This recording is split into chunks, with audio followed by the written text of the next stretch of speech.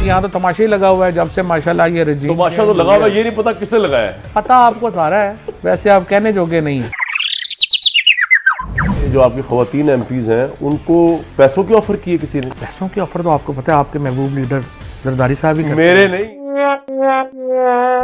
इमरान खान की डिस्क्वालिफिकेशन किसी कानून के तहत पॉसिबल भी है, तोशा खाना में हो सकती है। अभी तक तोशा खाना में तो ऑफेंस ही नहीं पता चला कि क्या है, सिवाय टीवियों पे और सिवाय कामरान शायद के कहना कि बड़ी बुरी बात है। ये नहीं, मैंने ये नहीं कहा इमरान खान साहब माइंड ना कर जाए, जितनी आपको मेरे भाई कह दिए माइंड तो नहीं करेंगे। बरादराने यूसुफ भी तो होते हैं।